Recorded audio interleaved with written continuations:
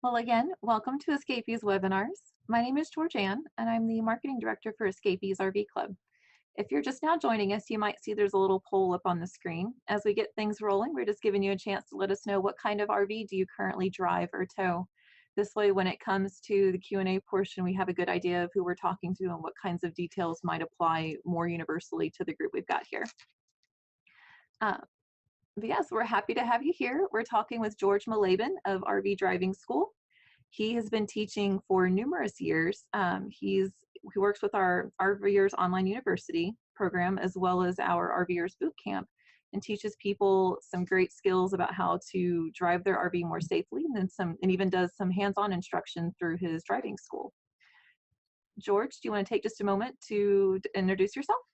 Well, hi, everybody. Yes, this is George Mayleben. I'm the owner of the RV Driving School, as Georgianne mentioned. I really would love to make sure that you understand that we are here to help you and to try to make you as safe as we can and give you a little bit of a sense of, or at least instill the confidence that you can have in being safe. With that, Georgianne. Yes, thanks. And it's completely correct. We are here to help you be as safe as you can in your RV. It's much more enjoyable if you're confident behind the wheel. And so what we're going to do, we're going to have the video first. We've got George has about a 15-minute presentation he's going to do for everyone. And then we're going to follow that with a live Q&A session. And so at the bottom of your screen, you'll see the option to click Q&A, and in there you can enter questions you might have for George, or if it's a little easier for you, you can put them over here in the web chat on the side. And we'll get to those after his presentation, and we'll start going through the questions and see what we can do to help you guys feel a little more confident behind the wheel. All right, give us just a moment and we will get the video going.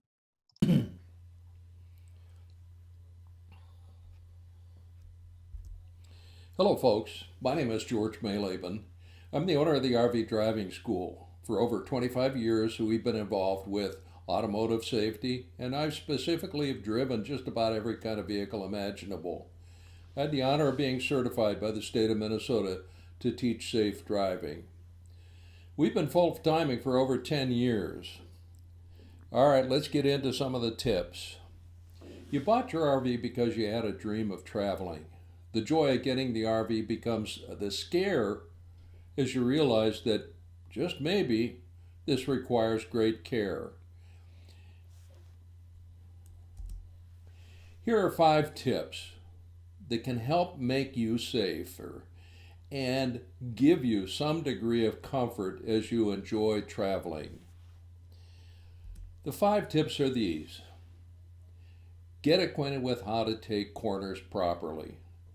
This is a very important first tip and one that is immediately necessary as you come off the lot where you just bought the RV. See what is to be seen. All too often we do not see all of the things that are out in front of us. Convex mirrors, they are the great educational mirrors that you need to have adjusted properly. Know your height and weight. The height and weight of your RV are the really important critical dimensions, not the length of your RV. That seems to be always our preoccupation. We all know the length of the vehicle. Keep the RV under control, obviously. Tip number 1, go deep into corners before turning. All too often people do what we call a granny turn. They do turn the vehicle way too soon, and they do it in a gradual manner. This is essentially what a granny turn means. You do not go directly out into the intersection and then make your turn. You go and kind of sweep through the intersection. This is appropriate whether you're doing it left or right turn. Again, granny turns are to be avoided, especially in an RV. You can get away with it in a car, but you need to go deep into the intersection and then, and only then, turn your RV or turn the steering wheel all of the way to a stop. Tip number 2, see what is out there.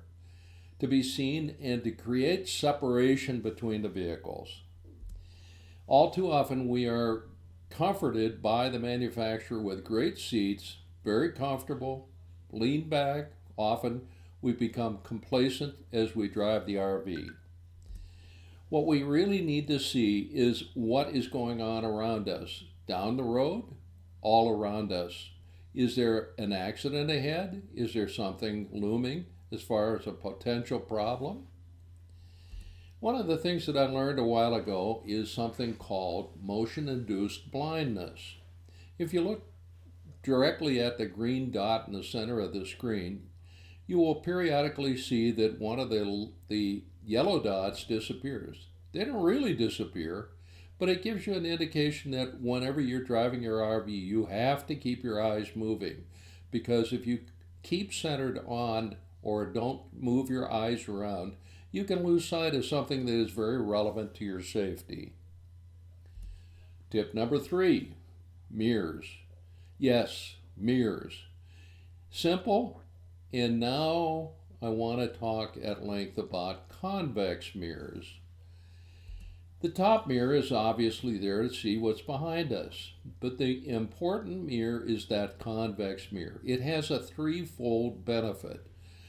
The obvious thing is it will tell you if somebody gets into your blind spot, but here are the significant factors associated with convex mirrors. The second part of it is that the convex mirror will educate you where you are relative to the stripes. And you need to get, through experience, a good understanding of where you are relative to the stripes in the road. So that's number 2 reason to use that and to really understand the convex mirror.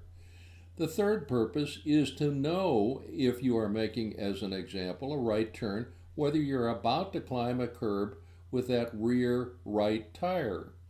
There can be other reasons to keep in mind or to have the convex mirror adjusted properly, but this is the obvious benefit of having a convex mirror and getting well acquainted with the convex mirror. Roads are dimensionally 12 foot wide. This is a federal standard, but the reality is many parts of the U.S. have roads as narrow as 9 feet. The width of our vehicles is generally 8 foot 6 inches or 102 inches. So, if your road is 9 feet wide, conceivably you could have a good deal of problems. We need to know, and again, using those convex mirrors, where we are relative to the stripes, but most importantly, whenever you get to maintenance areas, you are not in doubt where you are relative to the barriers. Tip number 4, know your height and weight. In so many ways, we know the dimension, the length of our vehicle. We're well acquainted with, so many of the factors that, again, are really irrelevant. In our case, our RV is 8 foot 6 inches wide, or 8 foot 6 inches wide, or 102 inches. The length is 42 feet, and it's actually 43 feet 6 inches. Our weight is 44,600 pounds. That's a gross vehicle weight. And importantly, it is 22.3 tons. Our roads are not marked typically with poundage, but with tonnage. So we need to know how many tons our vehicle actually weighs. Our height, the advertising material may say 12 foot 6 inches or 12 foot 10 inches, but the reality becomes it can be higher. I would encourage you to always have on your dashboard perhaps a post-it that indicates your height and your weight. These are the two that you need to have immediately available to you. You need to know what they are so that whenever you come to these bridges that might be lower than 12 foot 10 inches, or if the weight is marked as 10 feet and you're 22.3 tons, you need to know that what it is so that you can make intelligent decisions about what to do. I would encourage everybody to go through the SmartWeigh program. And if not the SmartWeigh program, find somebody that can weigh you accurately. It is important to understand all of the weight issues of your vehicle. And then if you go through the SmartWeigh program, you're going to have somebody, one of our weighmasters, actually take and put a pole over on the side of the vehicle, and it will accurately indicate the actual height of your vehicle. Again, remember that the manufacturer may have said 12 foot 10 inches, but the reality becomes it, or could be, very much higher based on accessories that we add to the roof of the vehicle. Tip number 5, keep the vehicle under control. Often people do not clearly understand, whenever you have a pickup, what the two devices are that are extremely important to decelerate your vehicle. One is the tow hauler button. It's right on the end of the stick. You push it in, you'll see that the vehicle periodically will again attempt to decelerate your vehicle as you let off the accelerator pedal. But additionally, I hope you have that plus and minus sign if you have a pickup. The plus and minus sign are the way that you can adjust the transmission. You can get the transmission to shift down, therefore providing further deceleration of the vehicle. And then you can push the button, the plus button, to get you back up to optimal economy whenever you get back on the flat surface. Again, deceleration devices on a pickup need to be understood and used. On most of our modern motorhomes, there is a cluster of buttons. Many of them look like this on the left. But it is important that you know where the deceleration devices are on the dashboard and that you can finger them quite easily. The brake select, if you have a Jake brake, there usually is 1, 2, or 3 options on it, typically only 1 or 2. But again, other vehicles have something called an engine or an exhaust brake, and that is either on or off. But each of these devices needs to be used to decelerate the vehicle. When we get into mountain conditions, whether it is with a pickup or whether it is with a motorhome, we need to have a way of decelerating the vehicle. You cannot have these vehicles running out of control. Deceleration devices are there and should be cautiously used to, again, make sure that the brakes are not abused. Brakes on the modern RV are good. Let's make sure that we understand that. Are they adequate if we're going down an 8% grade for an extended period of time? These brakes can greatly heat up and conceivably could actually malfunction. But the important message here is any of the deceleration devices, whether it is a tow haul button, whether it is a downshift, or whether it is a Jake brake, or it's an exhaust brake, whatever you have on your vehicle, you need to be able to master that and understand that these are devices to keep the vehicle from getting under, to lose control. Finally, I want to make one final point, and it is, please do not drive your vehicle over 65 miles an hour. Yachts, they can probably do that. They can probably go up to 70, maybe up to 80. But the reality is the tires are one issue. The safety of the vehicle is another issue. And my point would always be, I would strongly encourage you to keep your vehicle less than 65 miles per hour. Let's review. Taking corners. Make sure that you go deep into the corner before you turn the wheel and you turn it all of the way to a stop. See what is to be seen and make sure that you are separated from vehicles. And often, we talked in previous years about 2-second rule and 1 car length for every 10 miles an hour. The reality is you most ideally would be separated significantly all of the time from other vehicles around there, and also see what is to be seen and keep your eyes moving. Your convex mirrors are educational. And these are going to give you the understanding and the clear experience to know where you are whenever you're driving down a street or a highway. Make sure that you know your height and your weight. These are the things that are going to get you in trouble, not your length, not your width. It is your height and your weight that conceivably could cause significant damage to your rig or to facilities that you're driving by.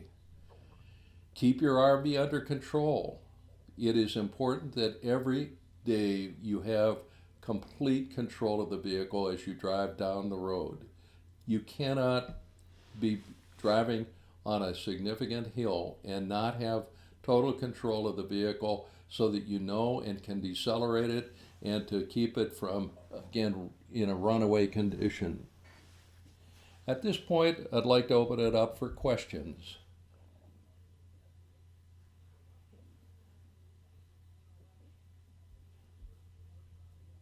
So a couple of questions that I got via email before we started our broadcast today.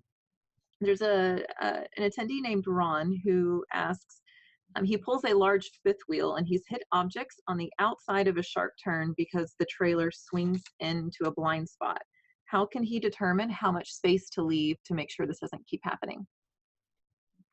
You know, this is something that it's going to take a little bit of experimenting. And the encouraging thing, or the thing that I would encourage you to do, is find a vacant lot someplace. Take your RV out into that vacant lot. And I always say, get some soccer cones. They're easily acquired, you know, at a sporting goods store. Place them out there and then actually see what happens. Do it very slowly. You can do it in a parking lot so you can see exactly what is really happening. And so again, that would be my encouraging, you know, to gain the experience that you need to know exactly where you're at. Um, every RV dimensions vary so much. It's so hard to give any general advice in this regard because in so many cases, your vehicle is different than the next guy's vehicle. And there are no standards in the industry that dictate how far that swing out is or the problem that you know that you might encounter with your vehicle.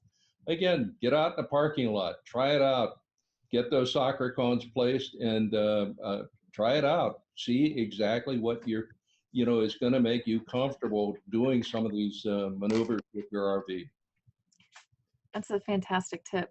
Sucker cones come in handy, regardless of what kind of vehicle you're learning how to drive. So Dawn and Joanne asked, talking about fifth wheels, do you have tips for backing a fifth wheel? You know, this is one of the most perplexing problems for many people. You know, we see them in RV parks struggling with the problem, often, you know, frustrated beyond belief, trying to get it mastered. Again, I'd go back to the parking lot thing to, again, try to figure it out. But I teach something what I call the key wheel backing. And whenever you pull up or beyond the space that you want to back into, I'd like to say angle a little bit away from or come into the spot, angle a little bit away, and then imagine and have the person on the ground. And incidentally, one of the things that really becomes very important is to have somebody on the ground. And if you're not, or if you're a solo, again, either ask for somebody to aid you or to, again, use what we call the goal, get out and look principle.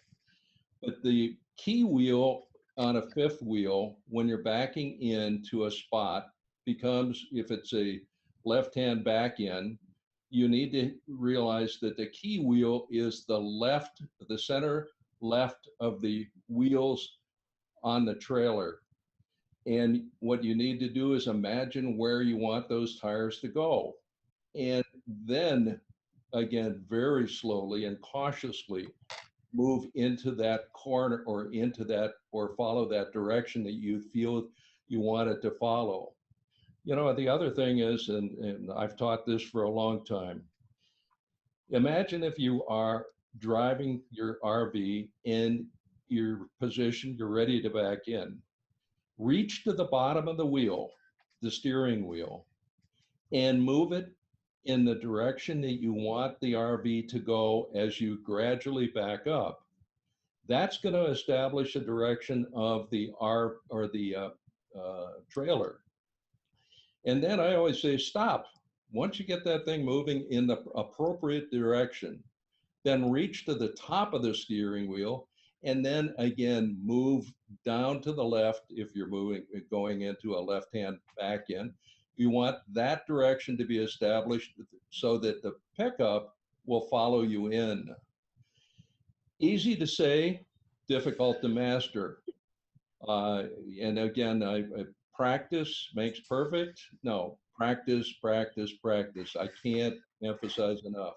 Get a parking lot, get those soccer cones, and spend time out in the parking lot, and where you're not going to be embarrassed, or and again, you can do and take the time that you need to, as much as you can master. I'll share one other thing. I've been doing it for a long time. I've been backing, semis and a lot of other vehicles, and I still have a hard time at it. Don't assume that you're going to ever achieve perfection. I agree with you there. So Ken has asked, you talked a lot about mirrors in your presentation. How do you adjust the mirrors properly? You know, first of all, the upper mirror, becomes obviously, to see what's behind us. And it becomes, I'm amazed at how much emphasis is given by the manufacturer to the mirror that is really the unimportant mirror in so many respects. It's those convex mirrors that are marvelous educational tools, and to angle it down and then angle it in so that you're catching a corner or a portion of the side of your vehicle on either side. So again, and I usually, if I'm teaching a lesson, I go back to the rear wheels and I position myself so that they can see my feet by the rear wheels. And that gives them some kind of an idea where that dimensional issue is. But that is a big thing. Angle down, catch a corner or a sliver of the side of the RV. I like that. I've heard the similar recommendations even for automobile mirrors, so it definitely applies whether you're towing or you are in a motorhome for sure. So talking a little bit more about backing up and that sort of thing. So Edward has asked, he states he often travels in his motorhome alone and has trouble backing into RV sites that are a 90-degree angle from the roadway. Do you have any suggestions on making that easier? First of all, this can be a real problem. Whenever I was driving semis, you never had any help, but you had, the experience, to know how to do it properly. And for Edward, I would only share that, the only way to do this is to master it in a parking lot so that, you can do it safely. But I also would like to ask or encourage you to find somebody in the RV park to, again, be somebody on the ground. All too often, there are obstacles that you cannot necessarily anticipate as you back in. And we have, and I will admit, I actually hit a water receptacle, and we had water squirting in the air. Oh no. It's one of those things that is inevitable. Either you're going to have an unexpected adventure or an unexpected obstacle in your ways. So again, get somebody on the ground, even if it's the management of the RV park. Ask them to come over and aid you in backing in. But do get help. And on that note, Jerry V has suggested that, especially if you're the one helping someone or if you have someone helping you, instead of saying left or right when you're giving directions, suggest doing passenger or driver side, so there's no confusion as to who's left or right you're talking about. Great piece of advice. Also, if I could just interject too, Georgianne, when you have somebody trying to aid you, directing you in, one of the things that is most disconcerting or a problem is that you have people who use very small gestures. And sometimes there are little circular movements that the person is trying to aid you in the direction of the steering wheel or the wheel, the way the wheel should go, things like that. I always say use very big, bold gestures, very big, bold gestures. And as much as CB radios seem to be semi-popular in doing this, I found a problem in that there is a delay between the time you push the switch and the actual transmission goes between you and the driver if you're the person on the ground. And too often you're pushing the button as you're saying the magic word stop. And they Mhm. totally missed the word stop because there's that delay between uh, in the Mhm. transmitting, establishing the transmission. Yeah, that's a really good tip. That's something definitely to keep in mind. Even if you're using little hand radios, you never know when that might come in handy. So talking a little bit more about shifting and driving and transmissions, that sort of thing. Debbie has asked if you can talk a little bit about downshifting using an Allison transmission for a Class A. All too often the Allison transmission is reluctantly used, or those down button and the up button are reluctantly used. I've actually taught a young lady, and I was amazed whenever I said, push that down button. We were doing about 50 miles an hour on a highway. And she said, I don't think I can do that. And I said, yes, you can.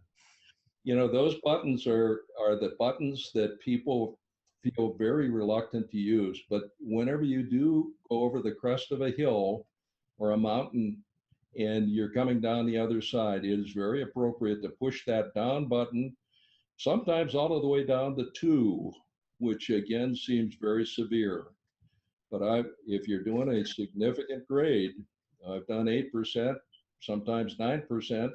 And whenever you're coming down that grade, sometimes to keep the vehicle at 20 miles an hour in second gear and and if you're talking about a diesel, keep it from, except the engine from going over 2,500 RPM. That's when abuse occurs on a diesel engine. On a gas engine, probably 3,500, 4,000 RPM. But again, those devices and that Allison transmission is a marvelous piece of equipment. You cannot do something that will actually totally wreck, being bold and blunt.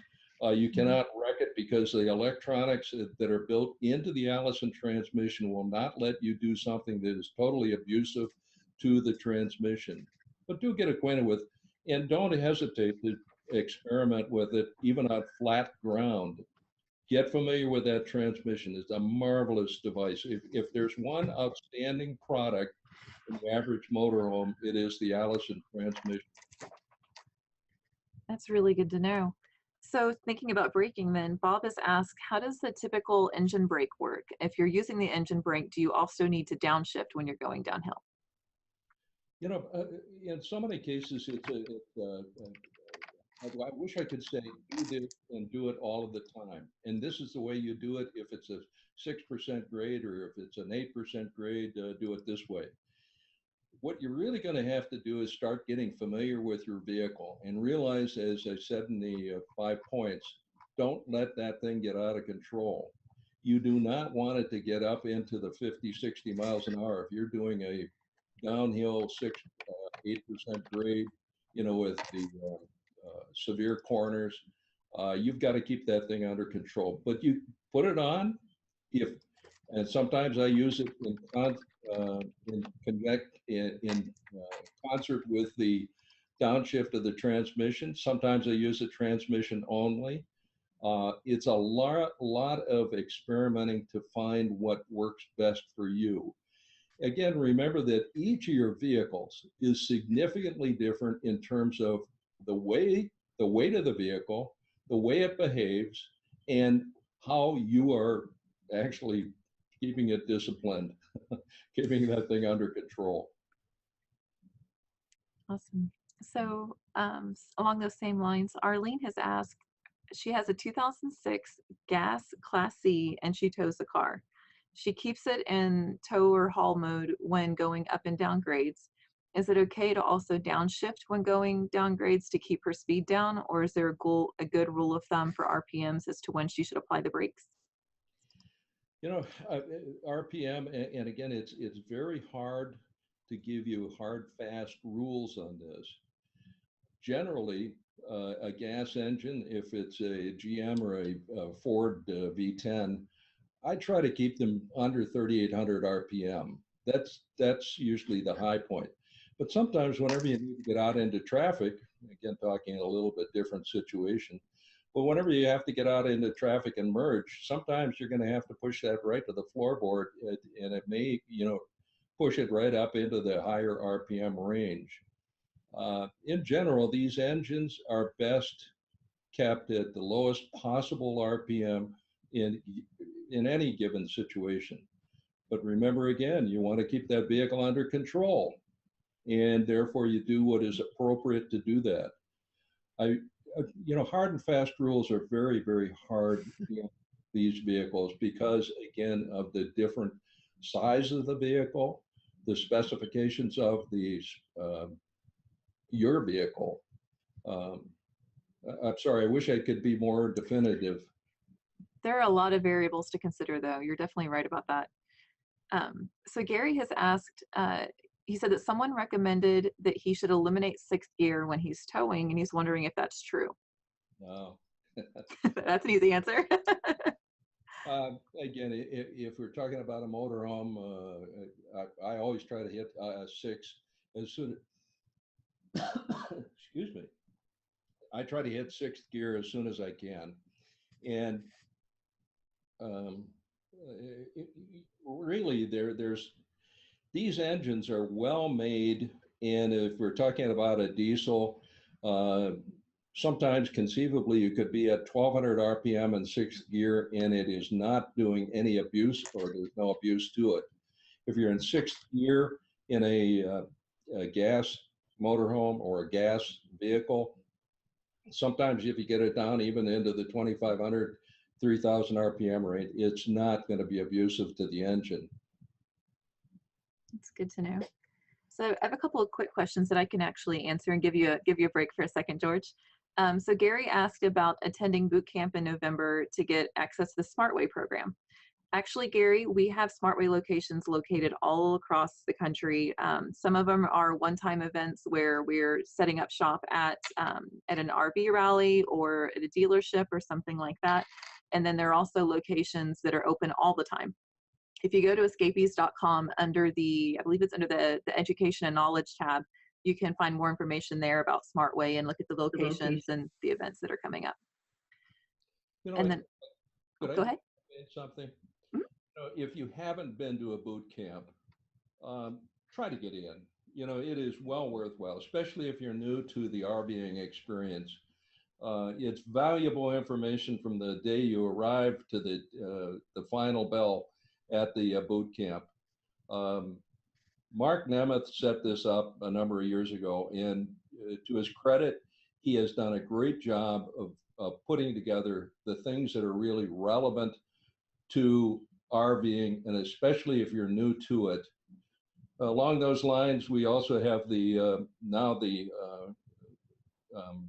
RVers Online University. Yeah, again is gives you a lot of the relevant safety items too, and sometimes that's best you can do because our boot camps are held 4 or 5 times a year, and sometimes it's, matter of fact, every time it's very difficult to get in.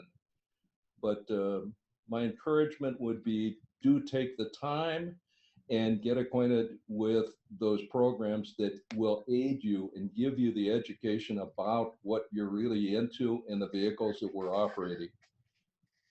And to piggyback on that, Larry had asked if you have a recommended source for getting professional driving lessons. Well, you're in luck, Larry. You're actually talking to one right now. George works with RV Driving School and teaches people hands-on how to drive their RVs. George, do you have any other suggestions or anything else you want to say about that real quick? Well, thank you for the opportunity. We have 52 instructors scattered all over the U.S., 2 in Hawaii and 1 in Alaska. Would like to believe anyway that we're moving in a direction to make behind the wheel help available to you. A fellow by the name of Dick Reed actually created this school many years ago, 25 years ago, 1991. And it was with the idea of trying to make sure that folks had or a place that they could go to get that professional help behind the wheel. All too often, folks come to us after there's been an accident or some incident that is we don't like to talk about that. But the point is, we do offer that possibility, and we provide a lot of instructors who again have the professional background to help. If not us, sometimes your brother-in-law might be the worst resource you can have. Do look for somebody that really knows what they're doing before, again, getting the advice from somebody that really is not up to speed on these vehicles. And while we're talking about that, Jim had asked, it looks like he's picking up his fifth wheel in November in Elkhart. And he said he looked on the website to try and find someone with RV driving school, and he ran into a couple of issues. If there is anyone available there, can you let us know? Or would you recommend anyone that's closer to Elkhart? Sadly, with 50, actually, we've got almost 70 locations across the U.S. We seem to always be in the wrong place at the right time. And we do have a fellow in Toledo, I believe, but most of our instructors are retired professionals, and they have a great luxury. Many of them are full-timers. And as a full-timer, they have the luxury of moving around the U.S. And we give them the luxury of being able to place on a map on our website, rvschool.com, where they're at in their time of availability. Sometimes we can get an instructor to come to you. We would only tell you that, sometimes that can get very expensive because our lessons are all 2-day long. The first day is gradual, slow driving, making sure you understand your vehicle. Second day is accelerated. And it's important that we do 2 days. But again, if we have to bring somebody to you, or if somebody is available to come to you, it can get fairly expensive if we have to put them up at a motel or something like that. We'll try our darndest, though. We want you to be safe. I really want to emphasize that. We want you to be safe, and we'll try our darndest to accommodate you. Well, it sounds like maybe then if he checks back in on closer to that time frame, that there might be someone who's in the area and has populated the website saying, hey, I'm here for a couple of days or whatever. So maybe checking back in a little bit will give him more opportunities, more options possibly. Good comment, and that's very appropriate, Georgianne. Okay. And so we have a couple more questions going back to specific questions about RVs. Gary has asked about his fifth wheel. He just bought new tires that are 80 PSI cold. Should he go ahead and put 80 PSI in, or maybe a few pounds less for the summer weather? Boy, here we go. This is fifth wheels. Okay, let's start out with, there is a correct pressure for every tire, and it is not the maximum, or seldom is the maximum. And what you need to again do is with our encouragement, get to the SmartWeigh, because SmartWeigh is going to tell you exactly what the weight is on the wheel, and therefore you can then go to a tire chart and find out what the correct pressure is for your tires. Boy, is this important. There is so often this is neglected, and most people seem to feel that the maximum PSI is what you put in. Not the case. I have 80 pounds all around in the rear of my RV. And ours is a 44,000 pound rig with the tag axle, because that is the right pressure for the rear of that vehicle. Again, it's just not good to have too much pressure, because then all of a sudden, if you do get on slippery surfaces or even rain surfaces, the tires do not have the proper adhesion for braking time or braking effort. That's really good to know. So thinking then about some other, actually here's another quick question. Gary, to do SmartWeigh during the November boot camp, all you have to do is sign up when you get there. There's usually a sheet where you can schedule a time slot and take care of it then.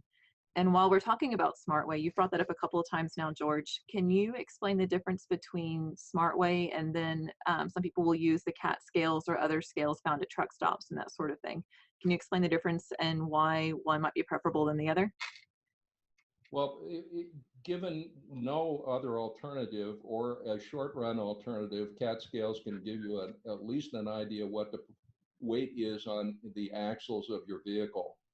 So I would encourage you to do that in the short run. Sometimes the scales at grain elevators can also give you, but they are single axle weights. With the SmartWeigh program, we're actually getting the weight per tire. So all corners of the vehicle are getting weighed, and you can actually see what the weight or the weight issue. And sometimes there's a big surprise. You may be significantly higher on one, or more very heavy on one side. Um, your wife carrying all those rocks can really add up.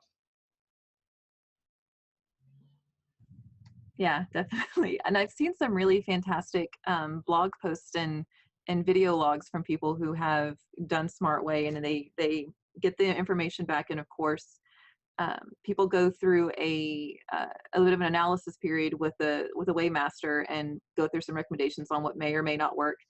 And then they come back later after they've made those adjustments and reweigh, and things are fantastic. Sometimes they have to do a little bit more work, but a lot of times they've really taken that information to heart. And it goes a long way to help them be safer on the road. It's a lot less wear and tear on the tires and the rig, and just all kinds of really great benefits to having a well-balanced rig. And so going back to fifth wheels, Peggy has asked, let's see, what type of hitch allows better control when driving, an auto slider hitch or a standard hitch? Well, here we go. First of all, let me point out that the variety of options is getting rather extensive. And I've got to tell you that it gets to be very difficult for me or any of our instructors to come up with a definitive, this is the best, this is what you should do. It is so variable based on, the size of your pickup, the box of your pickup, the slider that you buy. I would encourage you to buy from very reputable manufacturers. Sometimes they're more expensive than others, but the big names in the game, the big manufacturers, this is not the time to be trying to, buy from discounted operations. Get quality products. I wish I could be more definitive, as I say, but the sad thing is there are so many variables in here. The best thing you can do though, is work with a very reputable dealer, spend time, make sure you check out the exact weight or the how much weight, and weight is really one of our biggest problems. The other thing is turning radius on these fifth wheels, because if you have too short or you do not have a slider in a crew cab short box pickup, there can be a collision between the cab of the truck and the corner of the fifth wheel. And so again, the big question is, does the slider come back far enough? Is there enough room up the side of the box of the pickup? Is there enough clearance there? There's so many issues here. And again, I can't emphasize enough, go to a quality product and to dealers that know what they're doing. Sadly, too many people are in the selling these things market and really do not understand the complexities of what you're getting into. If we can help, one of the, I'm not in the advice business, because the problem again is the wide variance of products in the market. But once you do make the choice, and this may be, very difficult for you to accept, but when we do put on a lesson, we will go through all of the things that, are relevant to your safety based on what you've actually decided. I can't emphasize enough though, buy quality and buy from a dealer that knows what they're doing. Who are they? I give you again that. That's a loaded question. Okay, so thinking about that then with dealers and such, Bob has commented that he bought new tires for his motorhome last May from a commercial tire dealer. He gave them his SmartWeigh information for inflation, and instead the dealer put the maximum amount of air, 125 pounds, in the tires. When he questioned it, the dealer indicated they do it all the time based on weight. Is this something that Bob should be concerned about? Well, the dealer is trying to protect himself. You can't, when I was in the trucking business, we would often ride with max pressure because we had wide variance in the load. But with us, we're always running with a steady 100% load that is definable. And so what you want to do is, again, get into the SmartWeigh or some place where you can at least identify exactly what pressure is appropriate. But the dealer's trying to protect themselves. They That want makes to, they don't know exactly what you are going to be riding with, and therefore they'll run it up to max pressure. that makes sense. There's always a little bit of CYA going on in some cases. So Timothy has said, George, can you please address the white stop line as it refers to making right-hand turns in a tight intersection? He finds that a lot of four-wheelers, I'm assuming he means automobiles, um, will pull up past that line, making it almost impossible for you to make a right turn. Yeah. Uh, the blind spot, you're too deep or you're too wide going into an intersection, too vehicle wide, and riding up to that strip. I would encourage you always to back off so that, especially in a motorhome where, your visibility of that strip is not clear. So if you back off that line so that you can actually see the white strip, but it also gives the four-wheeler, as you refer to it, in the perhaps your right lane, right turn, or the vehicle to your right, an opportunity to see what's going on as they proceed into the intersection. Uh, our vehicles are big, and again, they are billboards in many respects, and obstacles for people to see around, even from behind.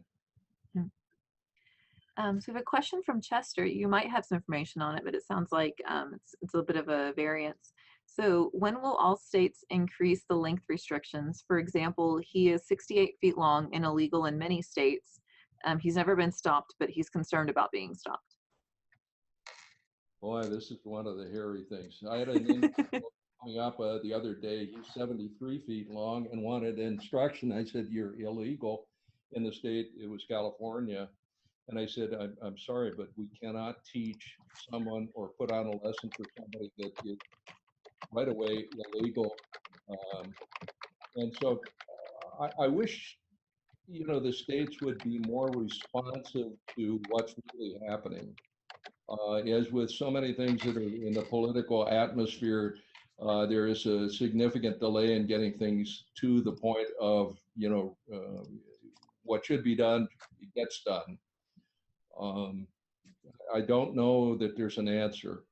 I would share with you that a lot of people are running around double towing. A lot of people are well beyond, the maximum length. We were in Las Vegas a couple years ago, and I saw vehicles that, and I don't know that they ever get stopped. But I've shared that I have also been in donut shops around the country with policemen. I'm being a little sarcastic, as you can tell. And I talked to the policeman with the idea, what are the laws as it pertains to RVs? And in so many cases, they don't know. They know what the trucking rules are, or many of them have a good understanding of the trucking rules and car and safe driving and issues related to driving on the road. But they do not have a good understanding of RV rules, laws. Sometimes it works in our favor, but it also means that people can be in some really dangerous situations as they go down the road and not even realize it. So we have a couple more questions from Gary. He asks, is it true that he should use the mirror and not look backward with his head when he's reversing?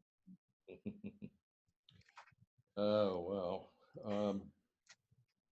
Uh, I don't know how to answer that, to be honest with you. Um, It sounds it, like it could be a personal preference type thing as well. really, okay, a couple things. First of all, doing anything in an RV ought to be done slow. And this is the hardest thing for men. We are guys with testosterone running around in our bodies, and it says, be big, bold, and act. And too often, we act inappropriately. Slow, sometimes slower, and at times we actually have to stop the vehicle and get out, do what is appropriate, even if it's interfering with other people's function.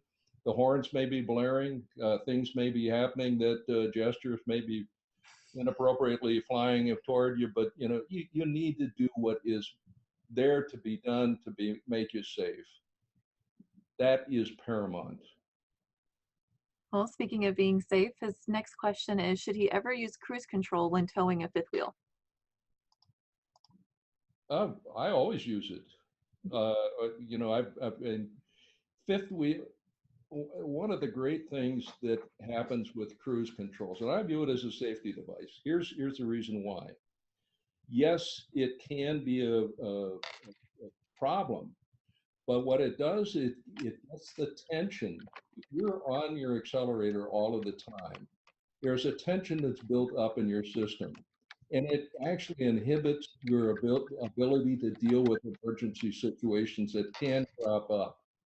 So again, the cruise control, getting that tension that would be normally on the accelerator pedal, so you're not having that tension build up during long trips in particular. Incidentally, if I could throw something else in, I would encourage all of us who perhaps are here or listening to this, who are in the senior category, to drive less than 3 to 4 hours maximum behind the wheel. Um, we're vulnerable to issues that develop clots in the leg, things of that nature. But anyway, Yeah, I think I heard Valerie give a tip, your wife, at a boot camp not too long ago, of typically try to at least every 2 hours get out, and even if you just do a lap around the rig on the side of the road safely off the road, to get out every 2 hours and stretch your legs and get the blood flowing, just partly to wake yourself up, make sure that you're not getting into some kind of lull, and also just like you suggested, keep your blood moving, get your muscles going, that sort of thing.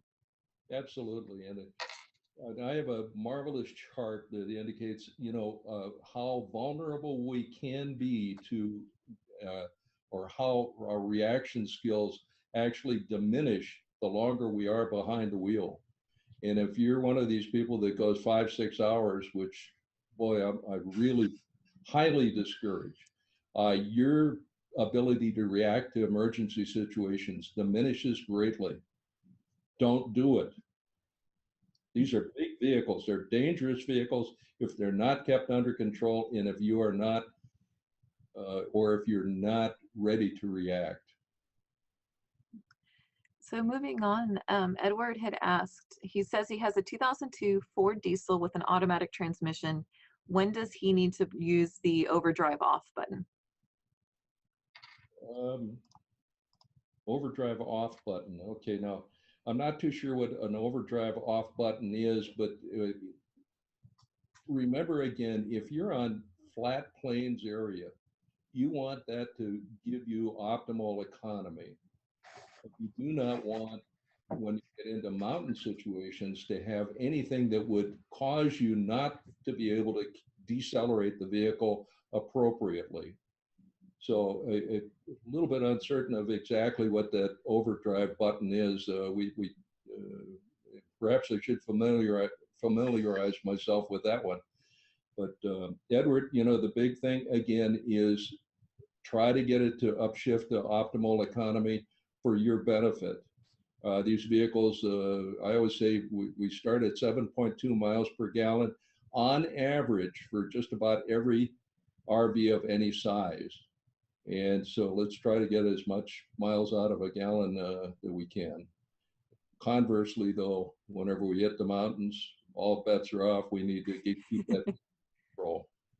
Yeah, and he also noted, like, as you were talking earlier about cruise control, that you should never use cruise control in the rain. You need to be able to respond really quickly to what's going on around you, and so cruise control is not a good idea at those times. Good point. Good point. Should not be used in rain. All right, our last question, which is actually a pretty great one. Molly has asked, she's been driving for 20 years, a Class C, and she's looking to transition to a Class A. Do you have any tips on how to do this, or do you have an idea of how difficult that change might be? Wow. Okay, now here we go again. Class Cs that she is in now can be fairly small, and Class A that she is transitioning to can be very, very large. Uh, so there can be very significant issues again of keeping control of the vehicle that are not relevant to this Class C that you do need to get acquainted with. Again, a plug for my school. I would say that one of the things that is very good is to get somebody that is competent, a professional, to again aid you in this transition process. There can be many, many issues that are relevant to your safety as you transition from that smaller vehicle and sometimes less complicated vehicle to what may be a very complex, large vehicle.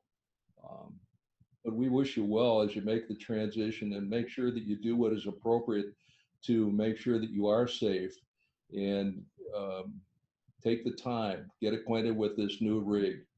Uh, Sometimes, as I mentioned earlier, find a vacant parking lot and take the vehicle once you've driven off the lot, get into a place where you can um, get acquainted with it.